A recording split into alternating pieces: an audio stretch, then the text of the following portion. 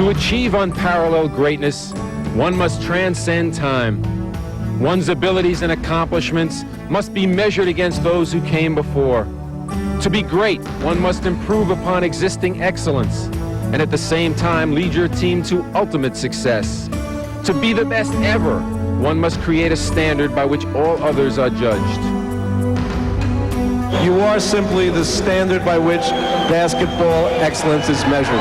I would probably call him the ultimate weapon on a basketball court. Offensively, defensively, inspirationally. He just stands apart from every player I've ever seen. You're simply the best. Better than all the rest. Better than anyone. Anyone I've ever met. When you look at all other great players, it almost always seems that there's a flaw in his game. I don't think there's any flaw in this guy's game. He's the best defensive player in the league, in my opinion. He's the best competitor in the league, in my opinion.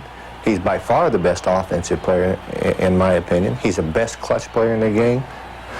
He's got the whole package, and his skill level, on top of that enormous physical package, really sets him apart from the other players. If there was one area of weakness people thought was a weakness with Michael Jordan was his outside shooting.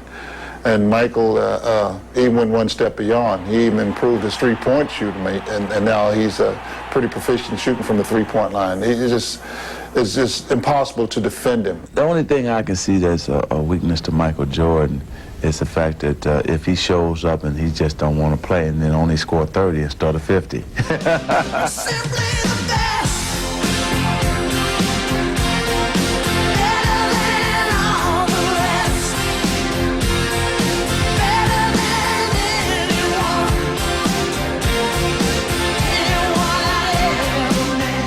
He's literally the Mona Lisa of basketball. He has no imperfections. Baryshnikov of basketball would be a simple term. I would describe him as Connie Hawkins with wings. Superman. An aerodynamic superhero who can't be defined, diagrammed, described, or defended. An outlaw of gravity, a compulsive competitor, a man whose cup is never filled, who always craves more.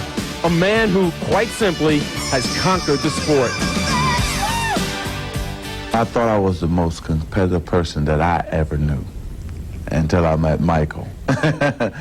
We went at it in Barcelona, at each other. We thought we could beat each other at everything, and we tried to. Free throw, jump shot, three-point, cards, checkers, anything. We wanted to beat each other so bad. And I've seen that on the golf course. I've played with him a number of times, and it doesn't matter what kind of a game he's competing in. He's got a game within a game, and the competitiveness is, in reality, probably what drives him to be what he is. What if my face wasn't on TV every other second? What if there wasn't a crowd around every corner? What if I was just a basketball player? Can you imagine it? I can.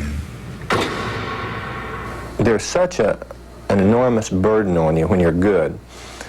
It never seems to bother him. But also, what happens when you're that good, other players who are all-star caliber have a lot of courage also.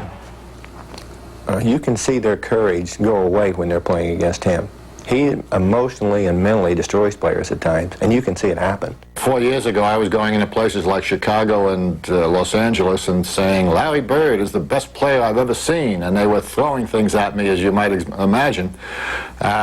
Sitting here today, I don't think there's any question that Larry Bird certainly deserves to be mentioned in the same breath, as does Magic Johnson, with Michael Jordan, but I think at this point in time, Michael is the best basketball player that I've ever seen perform. What I want to tell fans is set your VCRs now, because once he goes, that's the only thing you're going to have is the memories and all the plays, all the joy that he gave us, because it won't be another one, that's for sure.